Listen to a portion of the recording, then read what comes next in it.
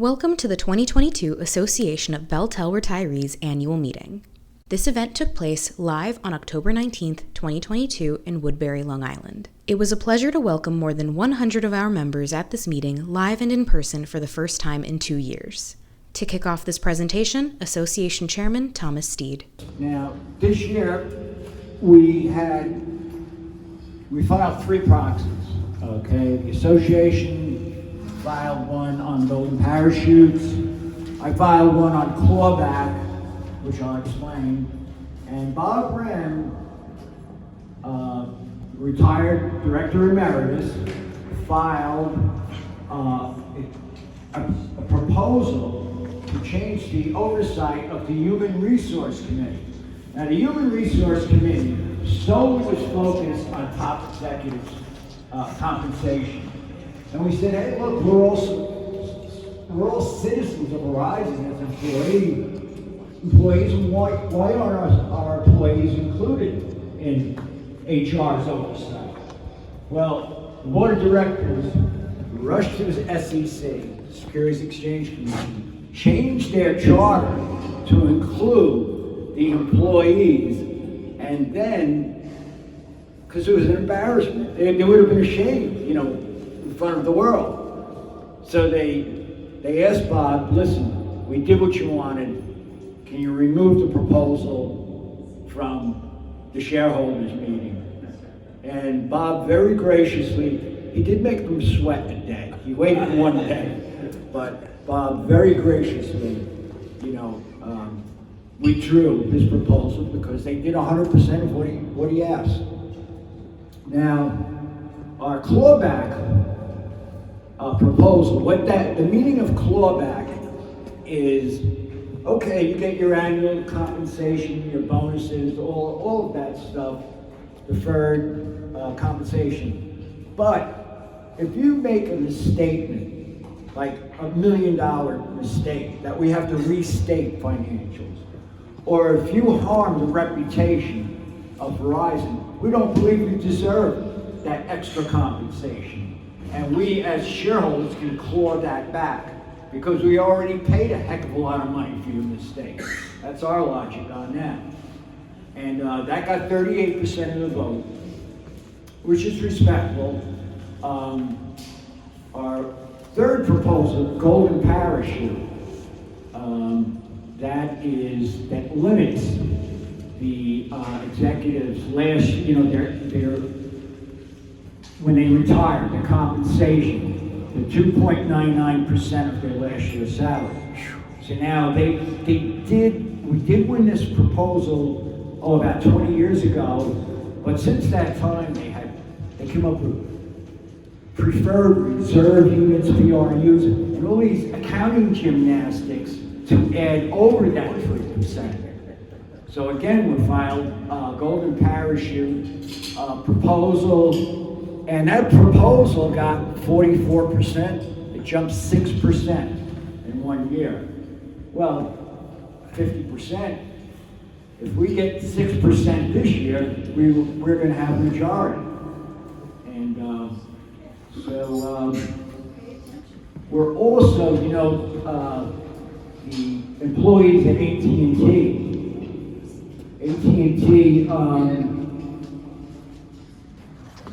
cut back on the life insurance and the sickness and accident and death benefit. And we as a board got together and said, hey, this is almost hypocritical. They asked the shareholders to give them raises. Meanwhile, they take from their employees. I mean, to me, it's like a reverse Robin Hood, not robbing from the rich and giving to the poor, but taking from the poor and giving to the rich. We're putting AT&T on a bullseye. All right, we're very successful at corporate governance, shareholders policy, shareholder, activism, and now we're going to examine their bylaws, and we're going to examine their corporate charter. And if you can take it away from your employees, the shareholders can take it away from you. And that's going to be our target, to protect our membership from AT&T.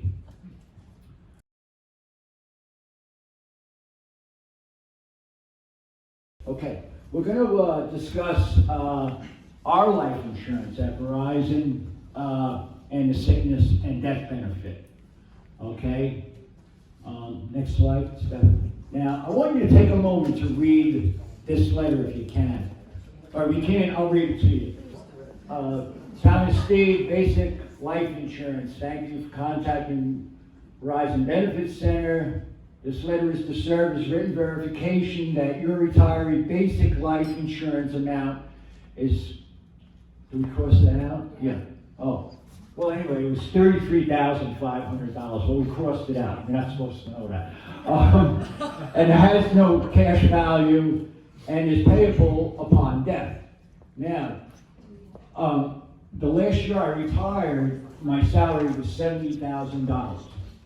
But the year I turned 66, it was reduced 10%. Okay, 66, 67, 10%, 68, 10, 69, 10, and it's frozen at 7. So now you would think 50% from 70,000 would be 35,000. No, it's 33,500 using inverse compounded interest. It comes to about almost 48%. So, how many people have this letter with their important papers and will? I didn't see everybody's hand come up. Because if everybody doesn't have this letter, I want you to call our benefits office, the Speed for Life Insurance. You'll receive the letter in 7 to 10 business days. Because don't forget, you can't tell your spouse about this when you pass on. All right? Next slide, Steph. All right, now this one I'm going to have to read. Dear Thomas Steed, thank you for contacting Verizon Benefits Center, your pension plan, New York, New England component of Verizon Pension Plan for Associates plan offers a sickness and death benefit to eligible employees who die while actively employed or as a pensioner's death benefit eligible participants who die following retirement. Okay, now this was from surplus, as far as I can determine, surplus assets at divestiture, and it's based on our 1986 annual salary. Okay. Now on the letter right here, the amount. Okay, my amount is also redacted. And the reason it's redacted is because it's different for every one of you has a different amount here. Even if you have, first of all, you got to consider being management or craft, geographic area, wage zones, night differential, and there's many factors and many variables in this amount. So it's different from everybody. So also, how many people have the sickness and accident death benefit verification with their important papers? Raise your hand. Right, not everybody raised their hand. So obviously, when you go home, you're going to call the benefits office. You're going to get your life insurance verification letter, and you're going to get your sickness and accident death benefit. You have a question here? I just wanted to make a statement. I think you can hear me. I have a loud voice. I'm Sue Anderson, and I was the CWA Retiree Healthcare Benefit Coordinator for the Mid-Atlantic states, okay, for 17 years, and I retired in 2016. This life insurance only goes to people that have a spouse or a totally disabled child. So like I'm single, so I would not get this letter. So I just wanted to point that out, that not everybody will get it. There's various stipulations, as Tom said, and one of them, you know, it's only for those who have a spouse or totally disabled child that you're responsible for. This is true. Thank you, Sue. I was going to get to that, but Oh, you beat sorry. me to it. That's okay. Yes, sir. Also, if you do have a spouse, okay, and you're out of the picture with that, but if they don't ask for this, You don't get it. Right. You have a 1-year statute of limitations on the sickness and accident death benefit, and if it's not claimed by then, it reverts back to the company.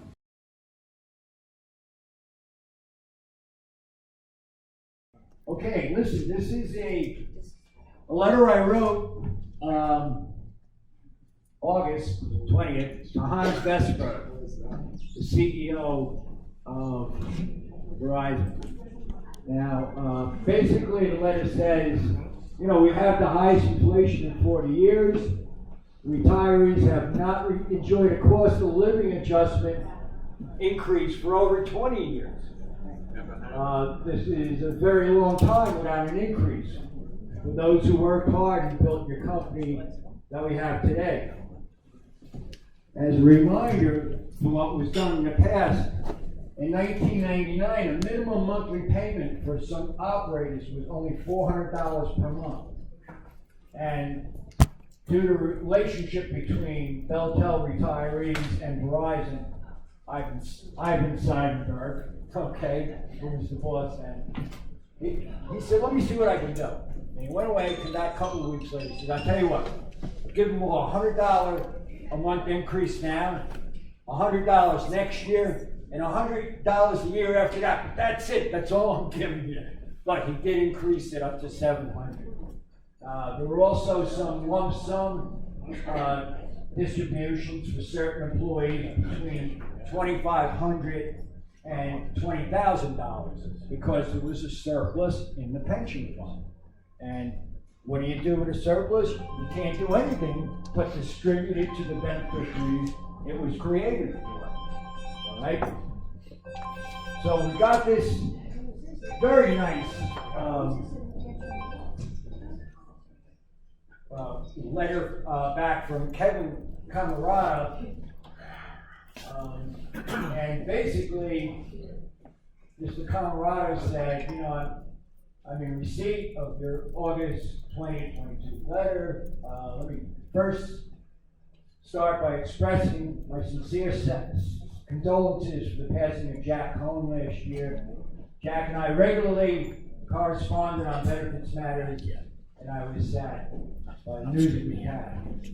But on the subject of your letter, we do not plan to increase pensions or pension annuity minimums, or focus on your retirees and continue paying pension benefits earned and providing access to retiree medical benefits. Basically, in a nice way, said no.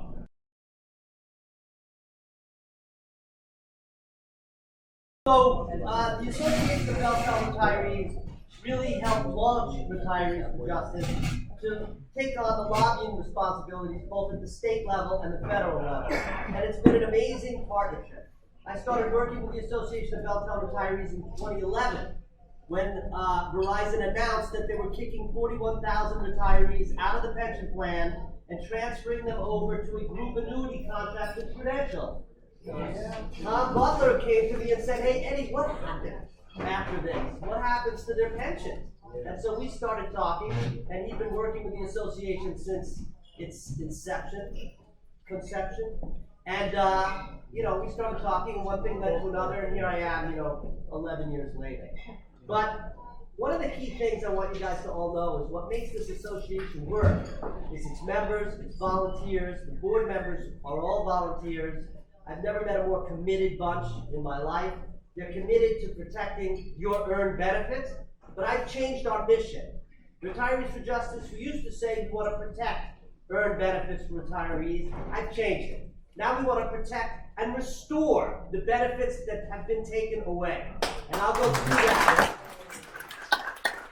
So, first of all, BellTel Retirees, they've really been a thought leader on retiree issues. They've fought to protect health care benefits, pension benefits. You heard Tommy talk about sickness and death benefits. They really are advocates for you. And I'm very proud to continue my decade-long partnership. So we've got a lot on the agenda today, so I'm going to try and go through it as quickly as I can, and I will leave time for questions. So at the federal level, what do we want to do? Well, there's a lot of movement in Congress right now, believe it or not. And the key issue right now is amending ERISA. ERISA was enacted in 1974 and it was meant to protect workers and retirees. Unfortunately, it's been eroded. It's been eroded to the point where it doesn't really serve its protective purpose anymore. So we've drafted an amendment to ERISA that's very extensive, that we're hopeful will get some traction in Congress. There's already movements to amend ERISA this year, this session, and I'll get into the details on that, but I think we need to do more. I think we need to protect retiree benefits from discrimination by corporate America. Retiree benefits are not handouts. You all work for your benefits. They should be protected, and if they were taken away, they should be restored.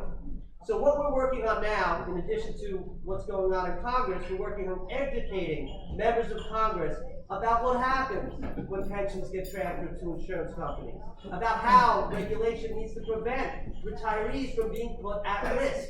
It's unfair to put your pension at risk. And insurance companies are regulated at the state level, not at the federal level, unless Congress specifically acts. And that's what we're asking them to do. We're also working on forging alliances with other retiree groups, most notably with AT&T, but we've also reached out to GE retirees, the DuPont retirees, Chrysler retirees. All of these groups, they're not as well organized as the Association of BellTel Retirees, but they have the same issues. So Retirees for Justice is trying to reach out to them to get more support for our efforts in Washington and at the states. So we also would like to work more with the pension rights sector, and you're going to hear later from Karen Friedman, who is an expert on pension rights. And I'm going to leave it to her. I'm not going to steal her thunder, but she'll talk to you about some of the things that they're doing and what they're doing with the Department of Labor. One of the issues that's before Congress right now is amending an interpretive bulletin that dates back many, many, many years to give some details on how do you choose the right insurance company for a pension risk transfer deal. What goes into that? There's some guidance, but there's no teeth to it. There's no requirement that they go through a rigorous study. So we've proposed details that they can use when they choose who's going to take over your pension. All right, pension de-risking. It's big business now. I've been tracking this since 2011. It now it's reached more than $250 billion in liabilities. That's a lot of money. And that's in the hands of a few insurance companies. And they are not regulated the way they should be. And they say that they are, but they're not. So we're working to make sure that there's more scrutiny paid so that your pensions are safe. In 2022, there's already been 21 billion in transactions announced. And that's as of September 30th of this year. And typically the fourth quarter is the biggest year for these deals. The largest single transaction since 2012 was a $16 billion transaction with MetLife and Prudential to cover 100,000 IBM retirees and their beneficiaries. I think 2022 is going to be the biggest year yet for pension risk transfers. What is de-risking? I've spoken to some of you about this before, but a lot of people don't know how it actually works.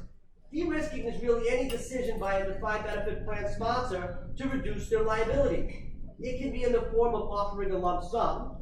It can be done with an annuity buy-in, where the annuity is still part of the pension plan, or it could be with an annuity buyout or what we call a lift-out, which is what happened to Verizon. They kicked out 41,000. The Verizon retirees who were kicked out, they will never get a cost of living adjustment. They can't. Once the annuity contract is purchased, the payments are fixed and determined and will not change. So that's got to be something that Congress pays a little bit of more attention to. Why is that? What do retirees lose? They lose the uniform protection that Congress intended under ERISA, all of them. They lose access to the federal courts. Again, the business of insurance is relegated to the states under the McCarran-Ferguson Act that was passed in 1945.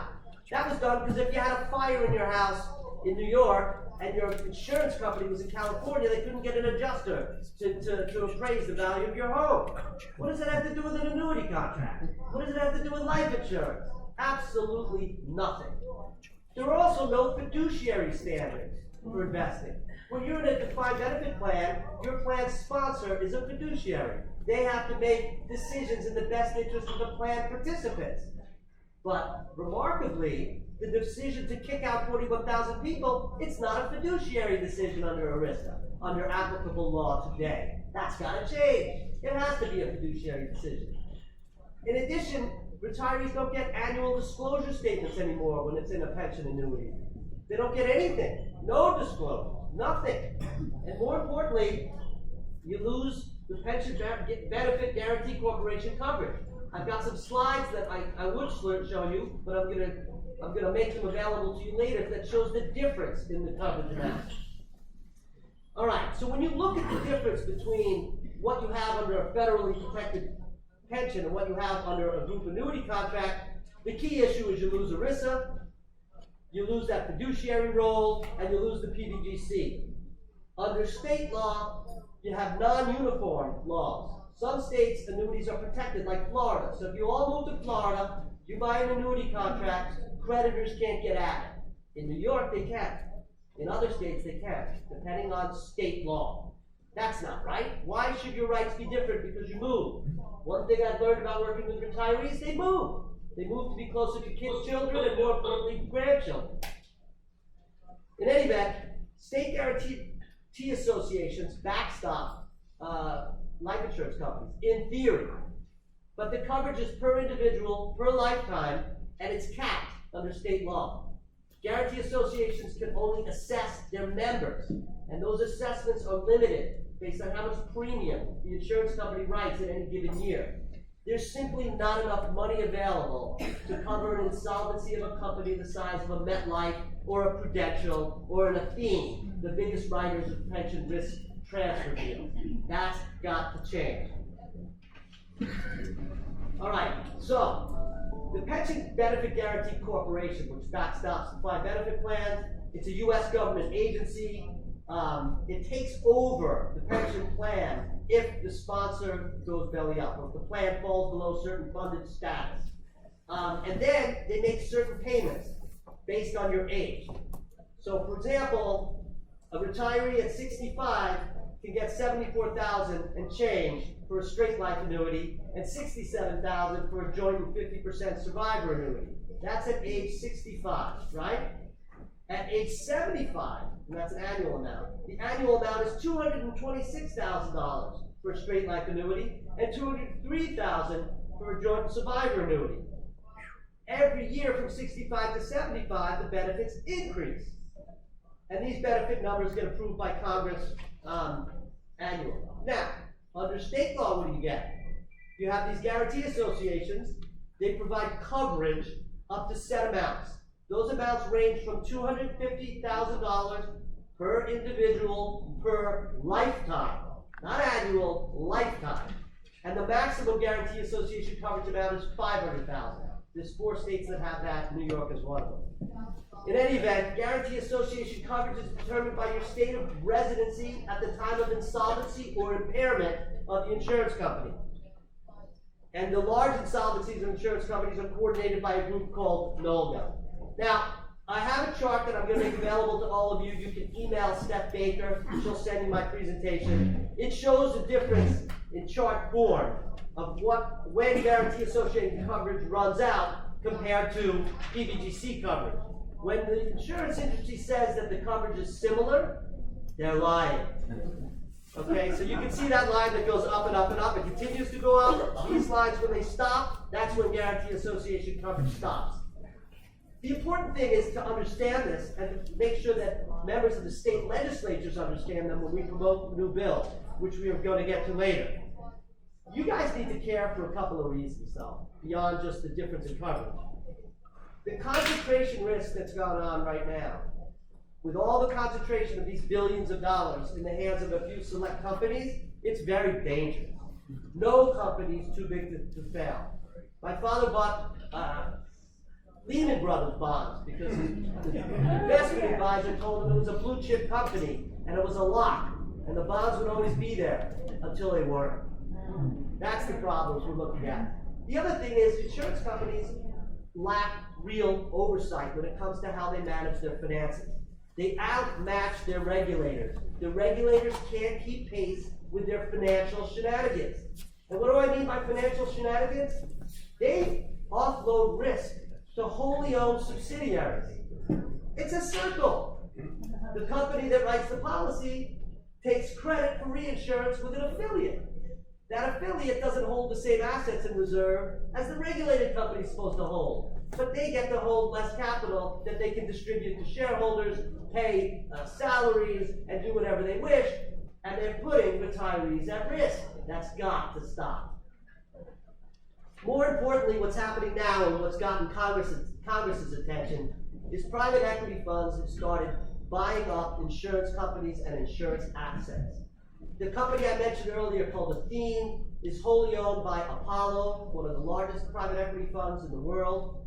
Apollo was founded off of policyholder dollars that were stolen from the executive life companies that went into liquidation.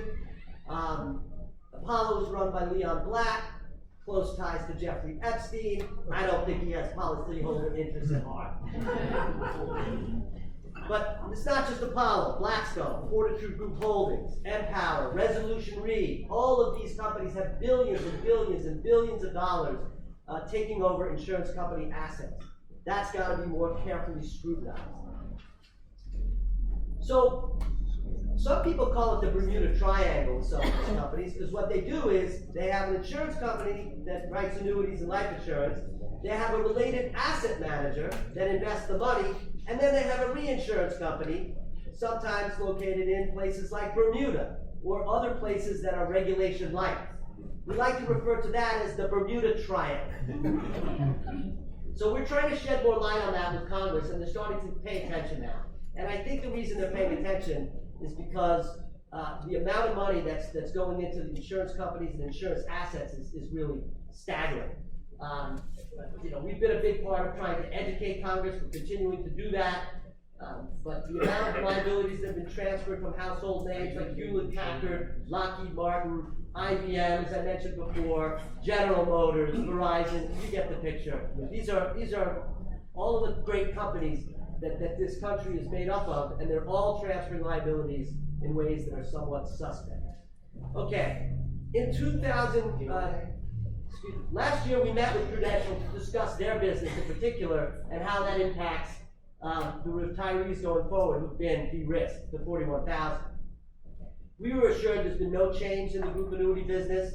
They're still active in pension risk transfer business, which was confirmed by their committing $8 billion to the IBM deal. And by the way, they're doing that deal with MetLife, but they're the sole administrator. So MetLife has some money in it, but Prudential's managing the whole process. And Prudential has given us assurances that they're going to make good on their pension payouts. We need to keep meeting with them every year. We need to keep reminding them that we're here. We need to keep reminding them that the 41,000 and their families care about their pension payments. And we want to make sure that they're on board with doing that, but I believe that they will be. Okay, so when it comes to our state efforts, we've got a number of bills that are moving. Next year is going to be a big year with state initiatives, and we will be reaching out to membership for support in these initiatives, and that outreach will come through Retirees for Justice so we can make sure that we don't run afoul of any lobbying rules.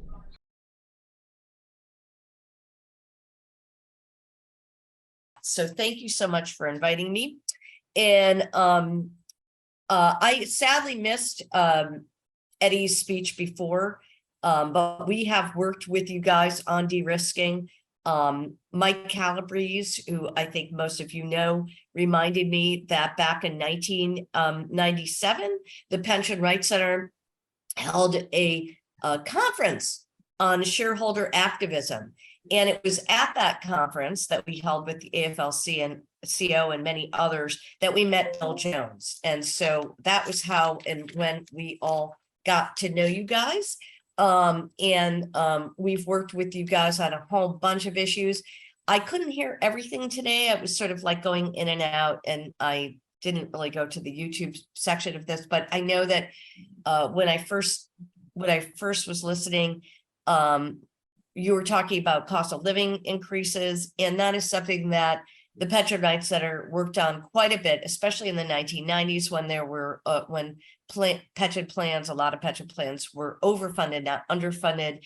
And we had a whole campaign with GE and other retirees from other companies trying to get them to give ad hoc cost of living increases. And we still think that's a really, really important issue.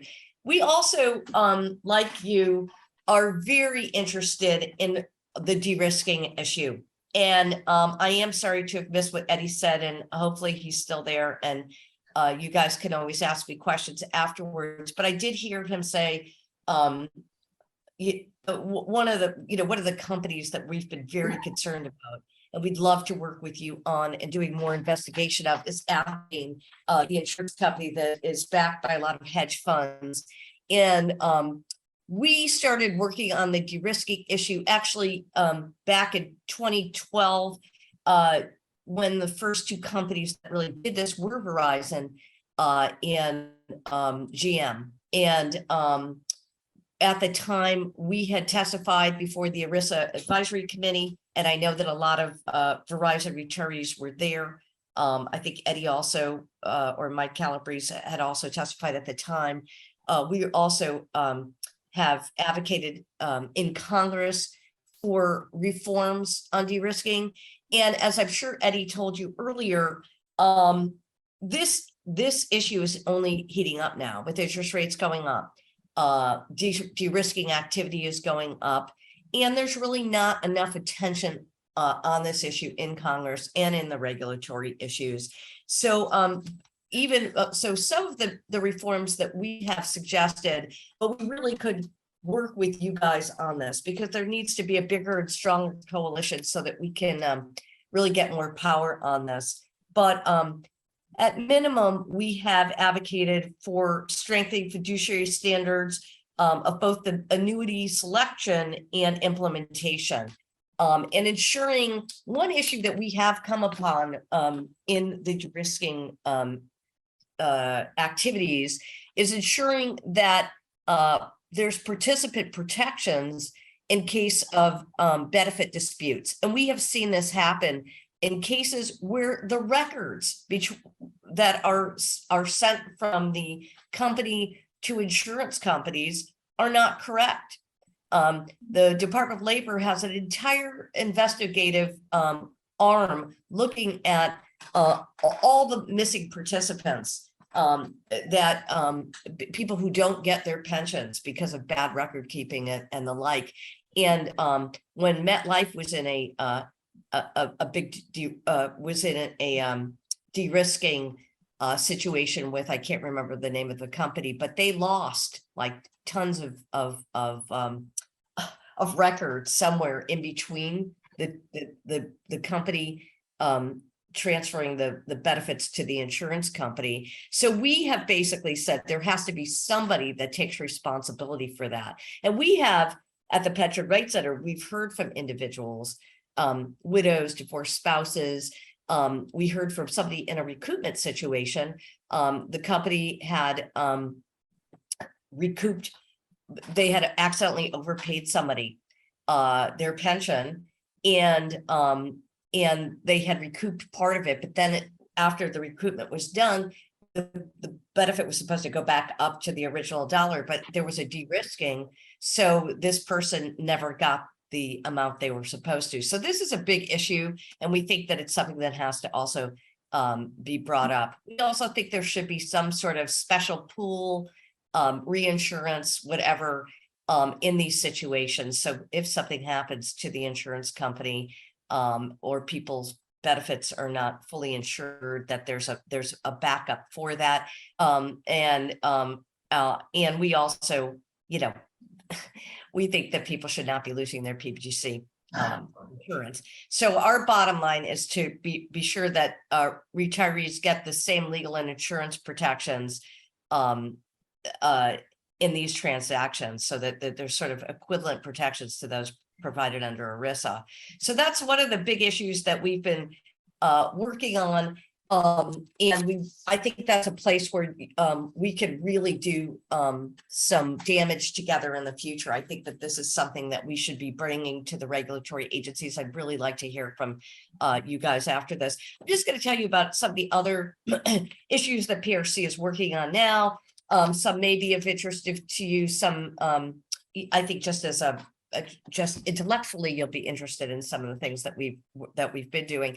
One of the big issues we were working on over the last few years, and it was finally a big success story, and I'm sure you guys have heard about this, was the issue of multi-employer plans. And way back when, in 2014, Congress, in all of its wisdom, passed a bill called the Multi-Employer Pension Reform Act, which actually allowed, for the very first time, for retirees' benefits to be cut as a way for plans to be able to become fully funded.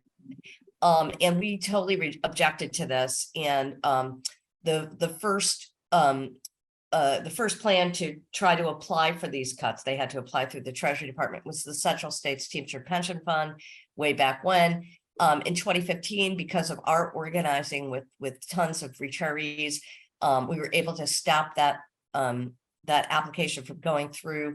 And then because of that, because Central States was so huge, and if it toppled, it would have undone the whole system, basically. In the PBGC, there became a huge movement in Congress, run by mostly retirees. I have to say, we were working with grassroots retirees who became absolutely astounding as activists. And I'm happy to say that in 2021, because of all of our efforts working with allies, the Butch-Lewis Emergency Pension Plan Relief Act was passed in 2021, which will provide about billions of dollars in rescue funds to these plans. And from our perspective, it's going to mean that these workers or retirees will not lose benefits. It was a huge victory for us. It shows that persistence pays off, and that if you are right, you just keep going, and eventually you'll win. It took us 8 years, but you know what? It was a fun 8 years. We also have, so the Pension Rights Center is divided into two sides, right? We're a nonprofit consumer rights group. We have a policy department, and we also have a legal department. Our legal department basically provides technical assistance to 6 pension counseling projects in 31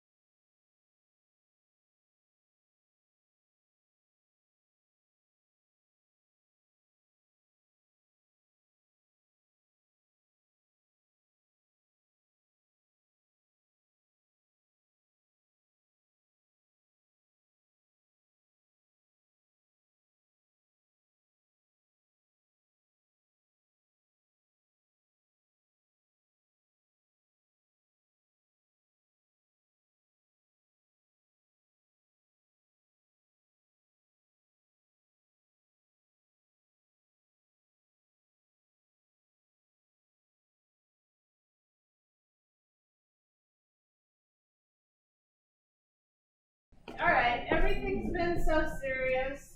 Now it's time for light and fluffy. So I have a personal confession to make to you all. I never worked for a telephone company. In fact, I worked in the financial services industry for most of my career, marketing to retirees. So it's apropos, I suppose. But when I took the job at Pioneers, I started out as the marketing director. And when I was interviewing, I was told that this is an organization that has 500,000 members in the US and Canada. Actually, when I started, it was more like 650,000. Of volunteers, of people who all worked in the telephone industry. And I thought to myself, no, like that can't be. It's not like, I used to work at Merrill Lynch. We don't all get together. I mean, why is it that this group of people are so connected? And I was thinking about it, and it's because people who work in the telephone industry are naturally connected. That's what they do for a living, right? They connect people. They connect, they communicate, and they care. It all goes back to, how the Pioneers was started 111 years ago when a group of retirees decided, hey, I really like the people I work with. Let's all get together in a formalized way. And that's how it all started. It started as a fraternal organization, and it was a group of retirees that wanted to stay connected. And so that's what they did. And as you probably all know, Alexander Graham Bell was our first member. So, yeah, he was the first one. Yeah, you've heard of him, right? So, it's interesting to me that everybody likes to stay connected, and that's what the Pioneers and the BellTel Retirees have in common. I mean, you guys like to stay connected, and you stay connected for good reason, because you're proud of the work that you did. You're proud of the work that you did to connect people and to make people be able to communicate across many, many miles and all that entails. Hey, that's great. Get close. Oh, here's one. Yeah, we're totally going off script. All right, so this is a picture of some pioneers that got together and did a cleanup of a playground and created an area for kids to play that was in a blighted area. So that's part of what the Pioneers is all about. Is we stay connected to do good in the community. We've been doing that for years and years and years. Go to the next slide. So these are the first Pioneers, and I mean it was in Boston in November 2nd. We're coming up on our anniversary, and at the time, the dues were $5 for the first year, $2 for each year after. But the most significant thing about this is that in order to become a Pioneer, you had to have worked for a phone company for over 22 years. And I mean, that just doesn't happen anymore. I mean, people don't stay at the same company for 22 years. And if they do, people, ask them, well, what's wrong with you? Why didn't you move on? Like, why'd you stay there? But it's because of this pride and this connection. And that's what the Pioneer spirit is all about. It's about being proud of the work that you've done, and being proud of the people that you work with, and being proud of the service that you could do and pay it forward in the community. So those are our guys. No.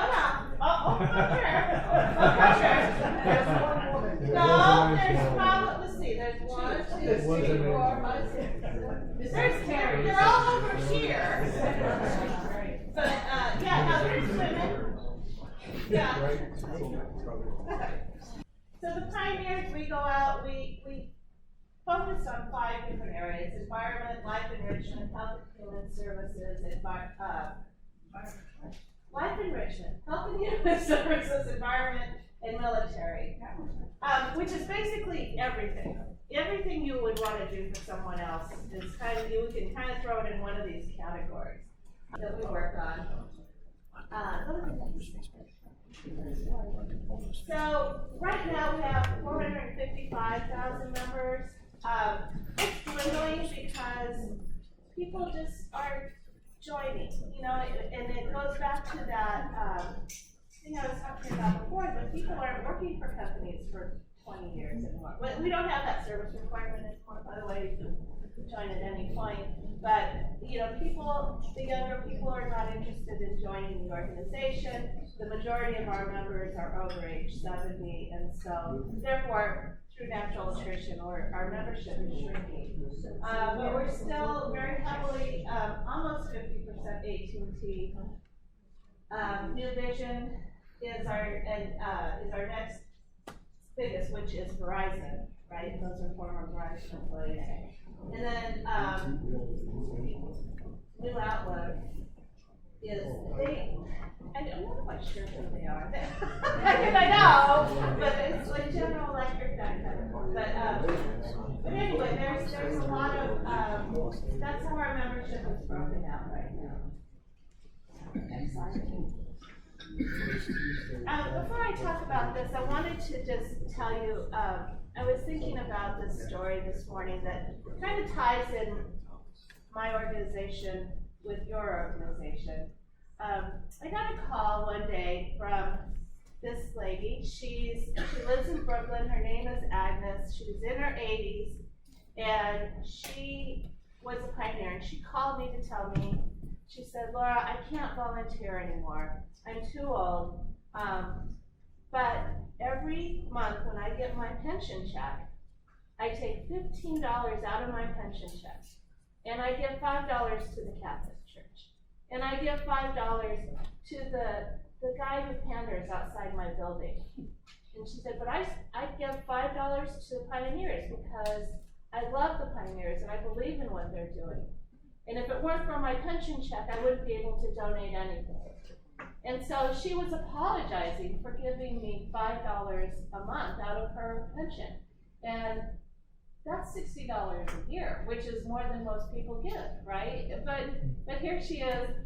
She's such a believer and so thankful for her work that she did, you know, in her career, and the fact that she has this extra money that comes from her pension to donate to the Catholic Church, the guy down on the street corner, and us.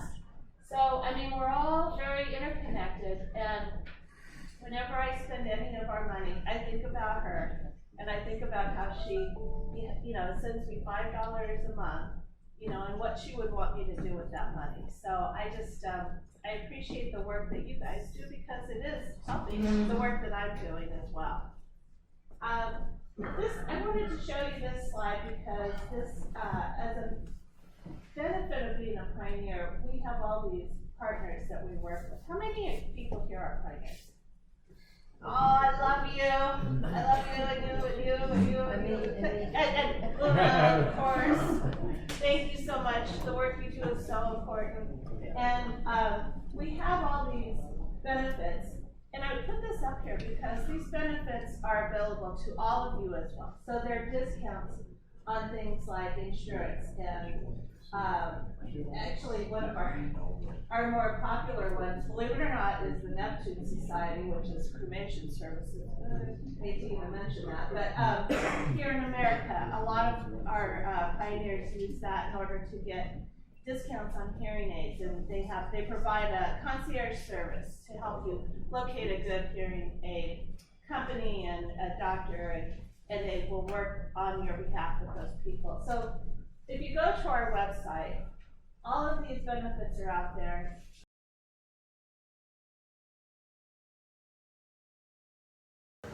Change things up a little here. Great to be invited to this. Enjoyed a couple of you guys last night. I remember after a few cocktails, Eddie started calling me the abominable snowman. Even though I think I look more like Sasquatch. So let's get into this. Let's let's get into one of the world's most deadliest indoor toxic fires. At 0005, February 27th, 1975, there were 23 employees at the New York Telephone Exchange building. At the same time, the building began to fill with heavy black-gray smoke. Fire! A workman shouted as fire alarms started to sound around him. They grabbed phones. They dialed 911. The telephones were not working. Telephone lines throughout the building were dead as well. At this time, the employees began to congregate in the lobby. The lobby security guard grabbed his phone, dead. He screams, "For the love of God!" Screams to a workman, "Get the fire department, we have a serious fire." The workman ran to the corner, pulled the street alarm box. At 0025, a fire alarm box was received at Fire Department Dispatching Center, transmitting 2nd Avenue and East 13th Street. Before I get into anything, I want to get into this building. In 1975, the New York Telephone Company main switching center was one of the world's largest. It was located on the southeast corner, 2nd Avenue and 13th Street in the East Village section of Manhattan. The 11-story fireproof building, which was constructed in 1925, it provided service to a 300 square block area and was equipped to handle tens of thousands of calls an hour. Its customers included Stuyvesant County, Peter Cooper Village, 6 hospitals, 3 universities, including NYU, 13 secondary schools, multiple housing projects, several NYPD precincts, and 170,000 residential homes. The Art Deco structure was originally designed to be earthquake-proof. With political unrest, mass demonstrations, and violent protests during the 70s, New York Tel reinforced the building to become riot-proof, with exterior windows constructed of heavy wire glass and reinforced steel frames that were mounted with 1/4-inch Lexan. Lexan is an unbreakable, bulletproof plastic. At the time of the fire, all windows at street level and 2nd floor were covered with heavy metal cages installed to protect from vandals who roamed the neighborhood. This place was a virtual fortress. I had the midnight watch at Ladder 3, located just down the block. My mustache was a little darker then. Just down the block from the phone building, we were single housing with Battalion 6. I was studying the department rules and regulations. I was not watching Sports Center. At 0026, a dispatcher's broken transmission blared through quarters. Ladder 3, respond. Report of a working structural fire. The New York Telephone Building. Acknowledge Ladder 3. We responded on East 13th Street. We could see the scene in front of the building. It was confusion. A New York Tel supervisor directed the battalion chief in Ladder 3 to a display panel where a fire alarm indicated a fire 3 floors below in the sub-cellar cable vaults. It was determined that the seat of the fire had to be identified. we began our deep descent into the basement of this intricate maze. Smoke had gathered at the top of the corridors. They caused the fluorescent lights to give off an eerie glow. They were fading into blackness. The constant ringing of fire alarms added to the surreal environment. Move the slides forward, please. We reached the underbelly of the sub-cellar. There was no vertical or horizontal ventilation, no apparent secondary means of egress, no other way out. Our way in was our way out. Truly a confined space. And to add on all this, visibility down these sub-cellars was zero. I had carried a powerful 6-volt searchlight. I thought it was out of service, it wasn't working. I had banged the thing a few times, and I put it directly on the facepiece of my breathing apparatus and saw, yes, it was working. Adding to these conditions was the melting polyethylene from the cables that was coming across the floor and it was sticking to our boots. We could not identify any glow or visible fire. Eventually, command identified our position was untenable and ordered us to back out. I have a short 60-second video, please.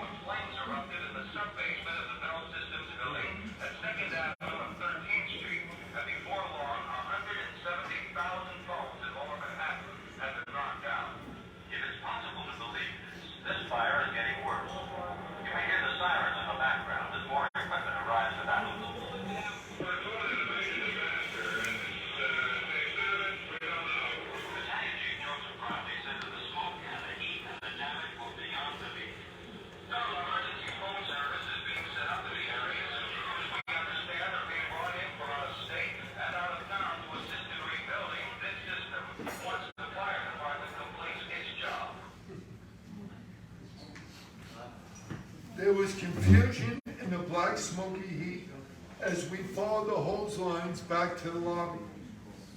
The entrance to the building was like a football pylon, exiting firefighters on all fours crawling, retching and gasping for a breath of fresh air.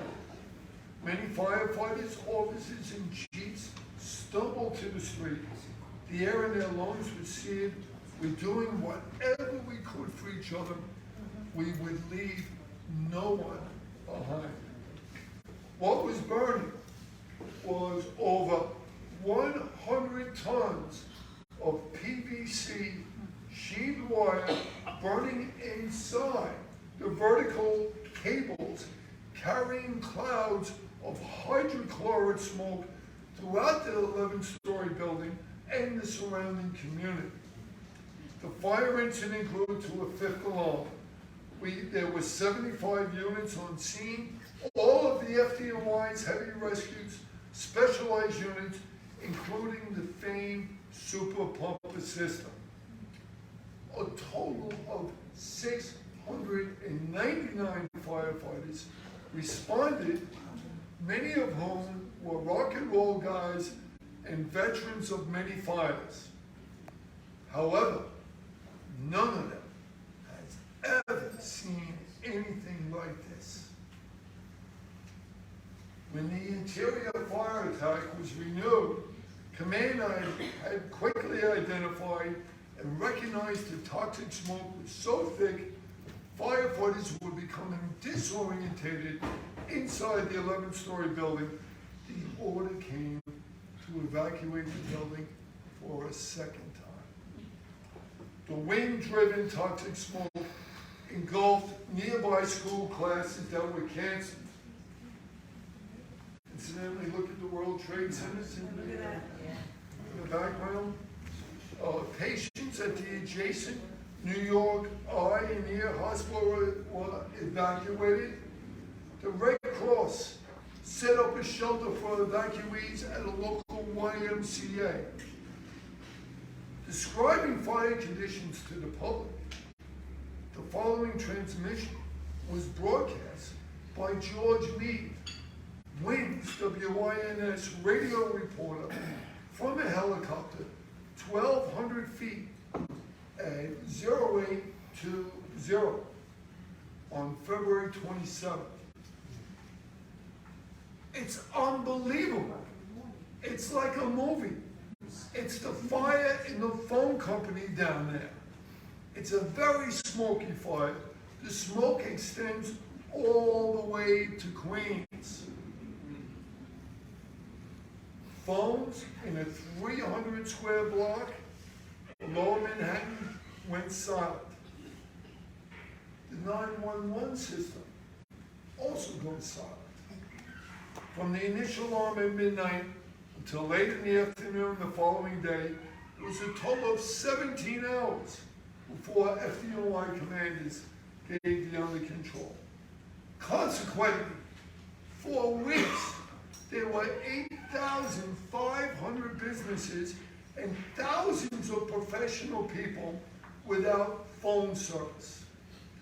The destruction led to catastrophic economic impact that was felt nationally and had many global implications. AT&T, who was in the midst of an antitrust lawsuit with the Justice Department on the disinvestiture of the Bell system, marshaled 4,000 employees and management from across the country to begin reconstruction of what was the New York telephone building. AT&T workers, along with employees from Western Electric, Bell Labs, Empire City Subway, their Herculean task included removing hundreds of thousands of pounds of smoldering PVC wire, replacing 1.2 billion feet of wire, replacing 16 million switches, replace nearly 2,000 vented or melted panes of glass, remove 12 million pounds of burnt out debris. AT&T referred to the restoration, as Tom alluded to before, the miracle on 2nd Avenue. Restoration workers referred to it as the disaster on 2nd Avenue. And several of us firefighters refer to it as the Mount St. Helens on East 13th Street. At this fire, 250,000 pounds of PVC insulation bound to 1 billion feet of cable would melt into hundreds of tons of smoldering toxic chemicals. It bent structural steel, spoiled concrete, sent hundreds of citizens from the community to local hospital emergency rooms. PVC emits hydrochloric gas. When hydrochloric comes in contact with moisture, such as a throat, it turns into hydrochloric acid. The acid damages tissue and the carcinogenic chemicals initiate or promote cancer. Following 9/11, many consider the phone fire to be the second deadliest and most costliest in the long history of the FDNY. We, along with telco workers, members of the community, were exposed to hundreds of thousands of pounds of burning polyvinyl chloride, hydrogen chloride, benzene, vinyl chloride monomer, and chlorinated dioxins. Chlorinated dioxins are the most potent carcinogens known. Long-term health consequences on firefighters through the years has been most significant, akin to the cancers diagnosed in World Trade Center responders. I have been in touch with Tom Steed through the years, and your cancer rates are significant as well. We have received permission to place a plaque on the building on the forthcoming anniversary on Monday, February 27th. We, the FDNY, would like to cordially invite all of our colleagues, all of the telco workers who we worked with, to join us at this ceremony. Be placed on the building on 2nd Avenue and 13th Street on February 27th. In conclusion, in the spirit of 9/11, where we proclaim to never forget, let us keep the memory of the phone firefighters and all those telco workers who we have lost alive in our memories, our thoughts, and our prayers.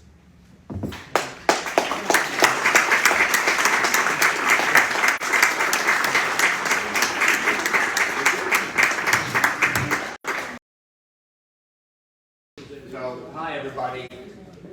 This is not nearly as exciting as what you just heard.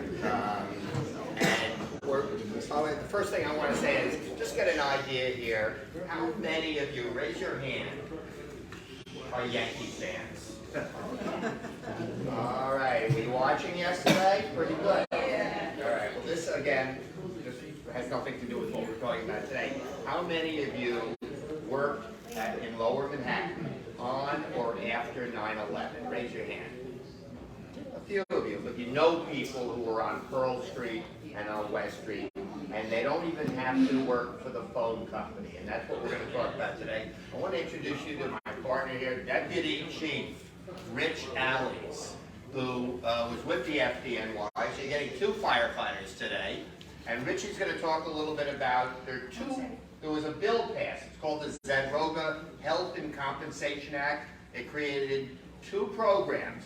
Rich is going to talk about the health program, the free nationwide health program, and I'll talk about the victim compensation plan. Richie? Thank you for that gracious intro, Michael. The last 9 years of my career as a deputy chief, I was in an elected position at my labor union, the Uniform Fire Officers Association.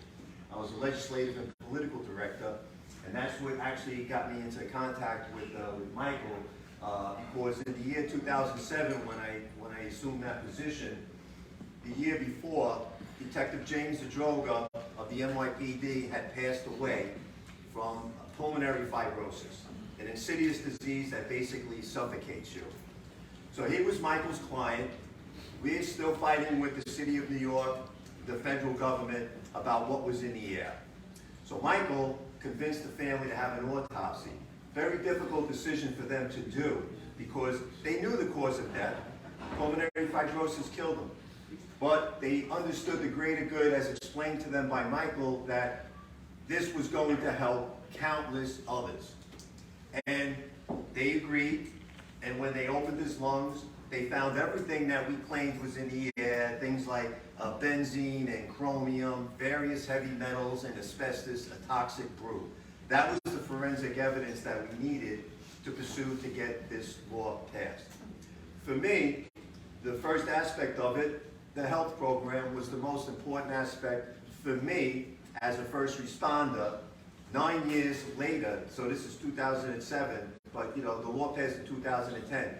In that 9-year period, cancers were coming out. Normally the medical pundits had told us maybe 10 or 20 years down the road, we would start to see some cancers. No, we started seeing cancers almost immediately. That's unheard of in the general population. So there's two types of people, you know, in the program. There's responders. We know who that is. And responders doesn't just mean police and firefighters. Responders means anybody else that played a role in mitigation, which puts communication workers right in the thick of things. Also, people who lived or worked in the downtown area. So any of your colleagues who maybe just had administrative positions at your headquarters at 140 West Street. These people were in the exposure zone. They are affected. The health program, why be in a health program? I know all of you either have private health insurance or you're on Medicare. Well, the health program is something that you're entitled to and is completely separate from anything you've ever seen. Now, it's not health insurance as you know it. What it entitles you to, though, is an annual medical exam where doctors and nurses that are specially trained in 9/11 related illnesses can focus on you directly. Now, if you go to your regular medical doctor, he may not send you out for various cancer tests if you're not showing any symptoms and you don't have a family history of it. Well, the health program assumes that you have a family history of everything due to your exposure. Now, the federal government uses an insurance company as a middleman, so to speak, and what that company does, and as the gentleman referred earlier, retirees move all over the place. So this health program is in all 50 states. This insurance company designates already existing hospitals and medical facilities as World Trade Center health program facilities. They will zero in on the illnesses that are epidemic in the 9/11 community. Things like asthma and COPD and sinus issues are rampant. Gastrointestinal illnesses such as GERD and Barrett's esophagus, and then cancer. Technically 68 cancers, but there's a category called rare cancers, which basically includes everything. So if you were within the exposure zone and come down with a cancer, you will definitely be protected. Now, if you need treatment, treatment would be provided by the World Trade Center Health Program. Why do I want to go there? I have insurance. Well, that's going to open up the door to be able to use other hospital facilities which maybe your insurance company won't approve. They get you into Sloan and NYU and Columbia, state-of-the-art oncology hospitals. This is phenomenal to have. Or you can use your own private insurance if you have the hospital, you're somewhere else, and you don't have a need for that. But there's always co-pays and out-of-pockets. Why pay for anything if you have a 9/11 related condition? Number two, the second most important reason is the prescription coverage. No one has full prescription coverage in their private insurance. If you have a 9/11 related condition and you have need for any kind of medical prescription, it's provided for by the federal government free of charge. And lastly, like I said, it's in all 50 states, so regardless of where you move, you will be covered. So what are we seeing in the health program and in the 9/11 community? The death toll, is incredible, and it's a dirty secret. Because after we got this legislation passed, the federal government isn't doing any advertising to recruit you. When I came to the law firm several years ago, Michael had one attorney that was handling deceased cases. Now he's created basically a law firm within the law firm of lawyers, paralegals, and staff members that are working strictly on wrongful death claims. That firm within the firm is pretty much the size of what the firm was when I first came. That's incredible, and we are one law firm. So skin cancer is the #1 cancer. Kind of an oddball, right? You know why? The pH of the toxins at ground zero was the equivalent of Drano. Those fine particles get onto your body and create non-melanoma basal cell and squamous cell, and also their evil twin melanoma skin cancer. I'm a skin cancer survivor. Brother Danny Noonan, multiple skin cancers, is a survivor. And it can really only be detected by a trained dermatologist, not even a regular physician. They're not trained in that. The only thing with the health program, it's covered by the compensation side that Michael's going to talk about, but they don't screen for it. So if you have been exposed, if you worked in the area and you've never had a full body skin exam, use your Medicare or your private insurance and schedule an appointment with a dermatologist for a full body skin exam.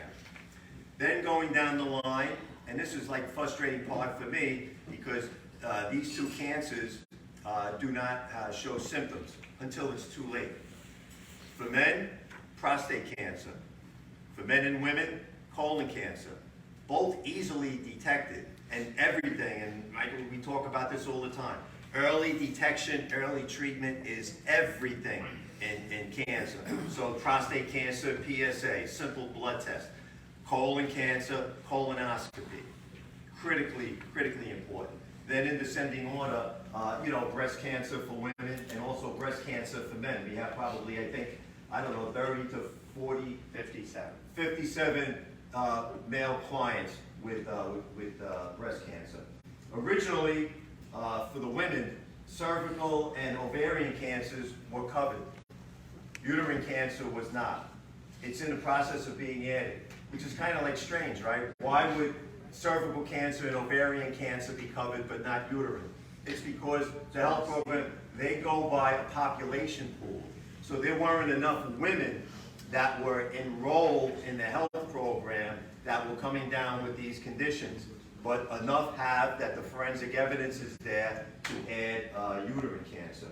So my last point, and I always say this just to kind of scare you into action, because people hear this message like, yeah, I got to look into this, I got to do it, and then don't, right? Life gets in the way, especially when you're a retiree, right? Everything, I talk to FDNY members all the time, and when we were active, you would work your shifts, and then you'd go home, and then, you'd have that bucket list things you got to do because tomorrow or the next day, I got to get back to work. But when you're a retiree, you don't have to do it today. I'll do it tomorrow, and tomorrow, and tomorrow, and next thing you know, you haven't done it at all. But in the general population, 38% of Americans can expect to be diagnosed with some form of cancer.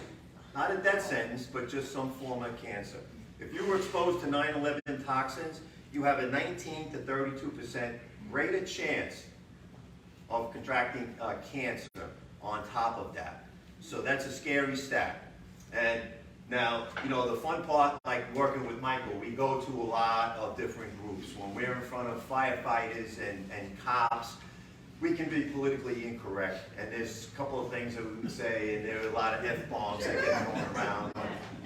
We're not going to do that today, so I'm going to leave you with a story to really just kind of flatter Michael, because he's really, and I knew he was a great guy when I did my union work, but, until you actually work side by side with someone, how do you know? So I was on the outside looking and say, hey, that law firm, they're doing great work. And any of my men or women in my union that would come down with an illness, I'd say, hey, well, do your due diligence, but always call Michael Barasch last, and then you decide. And then countless times, and in the union business, when the member's not happy with the advice that you gave, they're quick to pick up the phone and tell you that.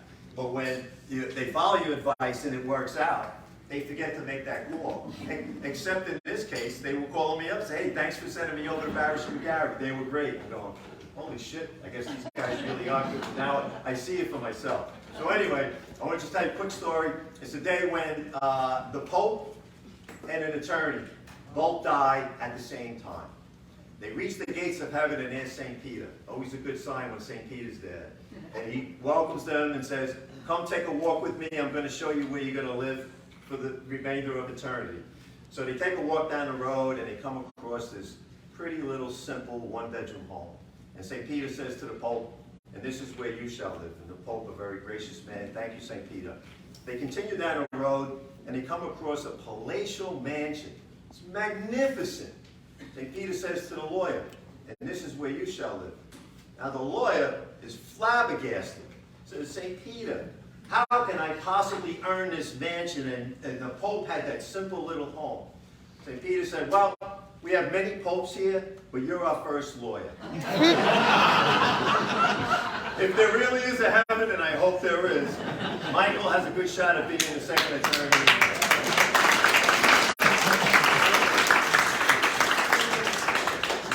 Thank you, Richie. Somewhere there was a compliment. Okay, So, Richie already talked about the benefits of the health program. If you know anybody who is working either at Pearl Street or at West Street, and by the way, our office was on Park Place. We had no phone service at all for 3 months. We had no electricity for 6 weeks. So we didn't move, when we moved in, we had no phones, but you guys got us back speaking to our clients. So for that, I thank you. I thank all the members of BellTel. But while you were there, in the streets, or at West Street, or down at Pearl Street, you were exposed to the same toxic dust as everyone else, as the firefighters and the cops. You are the unsung heroes of 9/11 because you restored communication. But so many retirees in particular don't realize they're entitled to these benefits. So if I have any message today, it's just call up your friends. Let them know, weren't you working downtown? Weren't you assigned? Even if they were from upstate, so many guys, so many women came down to restore communications. Please help us spread the word to your colleagues. And if you know any widows or widowers, it's not too late for them. Next slide, please. So the government created the health program. The health program certifies 9/11 illnesses, as we saw on the slide earlier. 68 cancers are presumed linked. Even if you have a family history, if you can prove you were downtown, either working, living, or going to school downtown, and you eventually got cancer, you're entitled to a lot of compensation. Because anybody here remember the famous words of Christine Todd Whitman? Oh, yeah. Remember that? She said, what did she say? Oh, the air is clean, it's fine. The air is safe to breathe. It wasn't. You left one thing out, Richie. When they did the autopsy of Jimmy Zadroga, besides all those chemicals, they also found ground glass in his lungs. Those buildings were on fire for 99 days. Now, in your white pouches that we are leaving everybody, there's a nice winter hat in there for you also. But in that, there's a slide. And basically, this tells you about the two programs. Feel free to just copy it and scan it and email it to all your former colleagues. Please don't let anyone miss out. We spent a lot of time in Washington. I mean, the truth is, Jon Stewart, everybody knows about him. He testified before Congress. He shamed the politicians who were saying, oh, this is just a New York problem. You remember that? Well, there were telephone people and electricians and construction people who came from all over the country. And they restored New York. So get the word out to them. It's not just the health program, and that's critical because it picks up all the co-pays, all the deductibles. If you ever get cancer, God forbid, it can cost you tens of thousands of dollars if you need chemotherapy every month.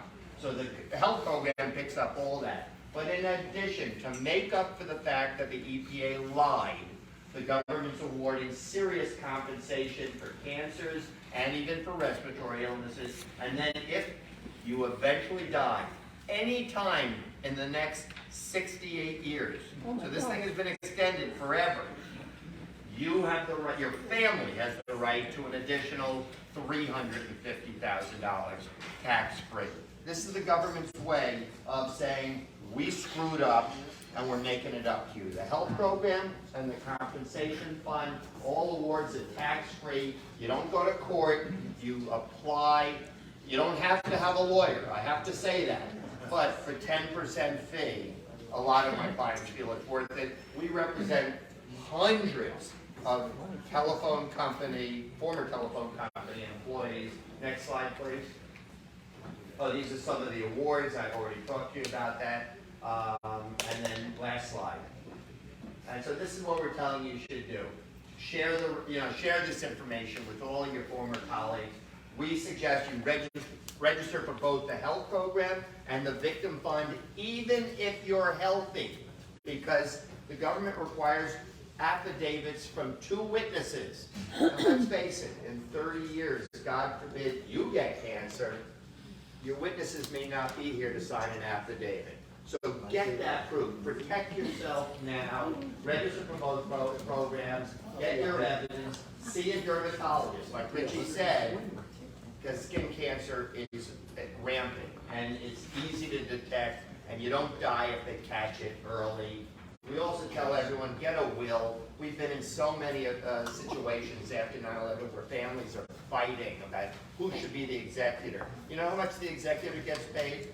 Zero. Nothing. But family members fight. It's crazy. And do a healthcare proxy also. And feel free to call us if you have any questions. Tommy, thanks for inviting us.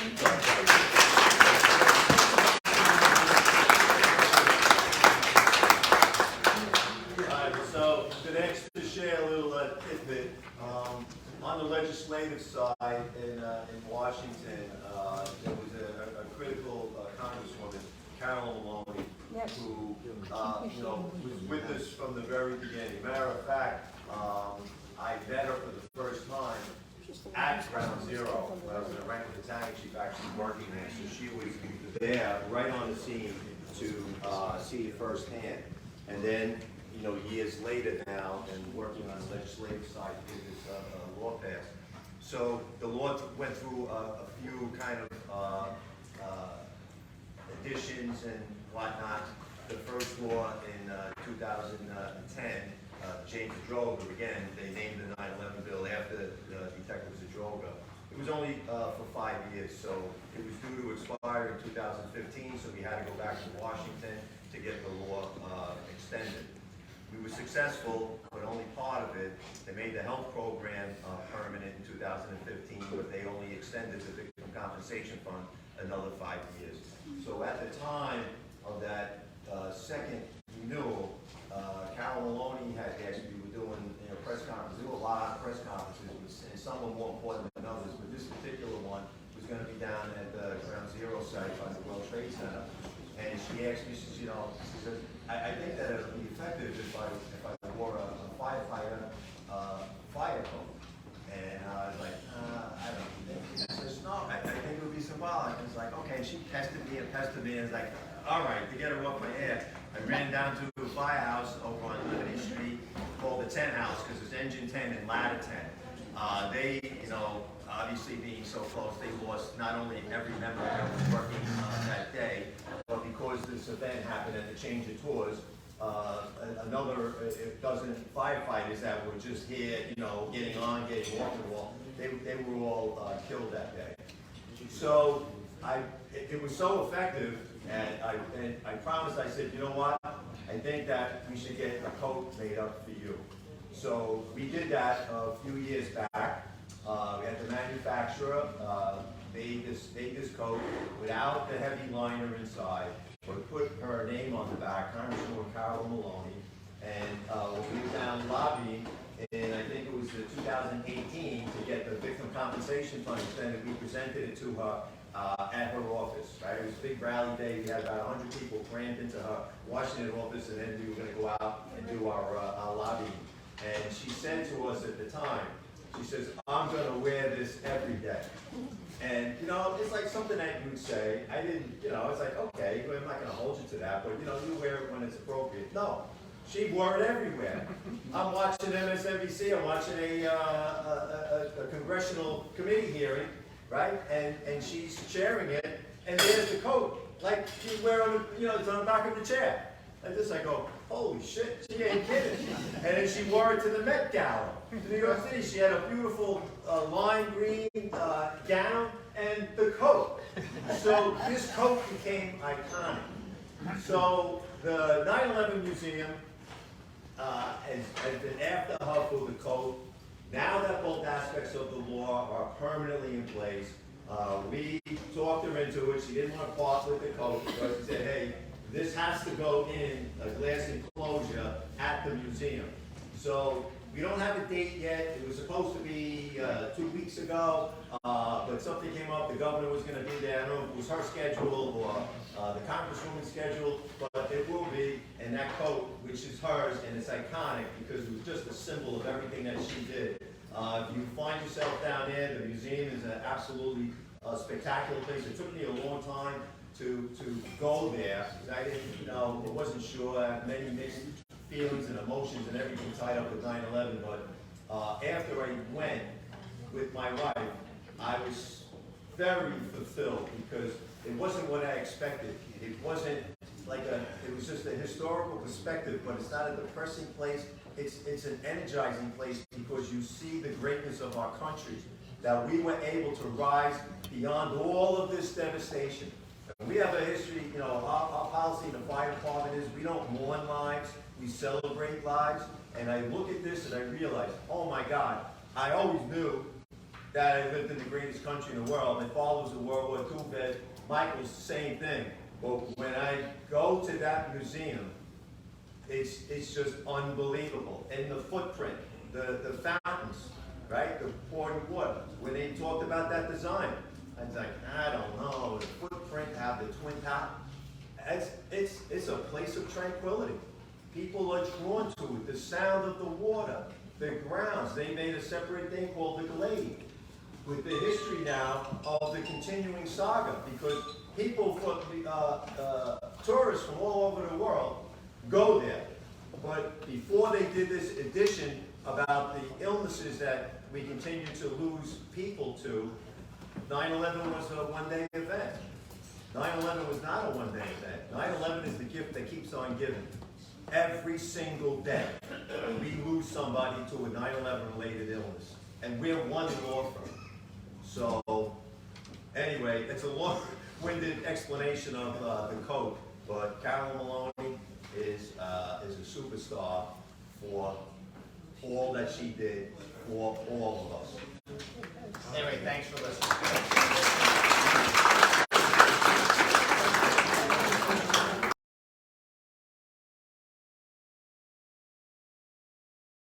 So anyway, thank you everybody for being here. It's wonderful to see you all on a beautiful day in a beautiful location. So thank you very much for that.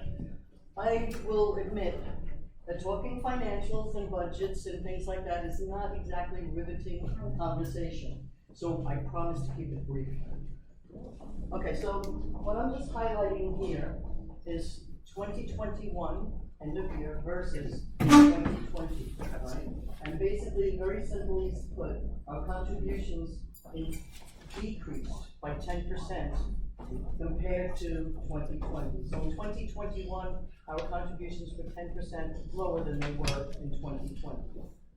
Our expenses, thankfully, only increased by 0.8%. So just being, just as a highlight, it kind of shows you that we really tighten our purse strings, all right, depending on the donations. But we spend every dime that we donate very well and very carefully, just like I do in my own house.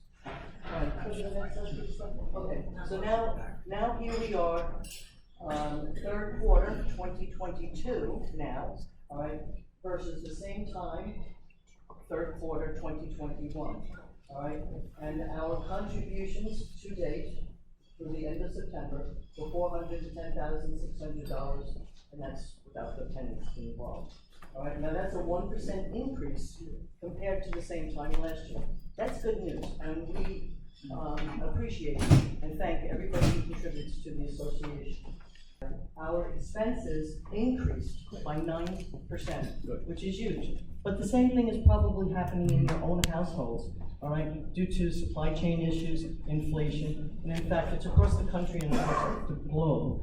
So while our contributions, again, something really to be proud of, considering the struggle that everybody's having with the increase in typical costs in your own home. So just wanted to bring that to your attention and thank you for it.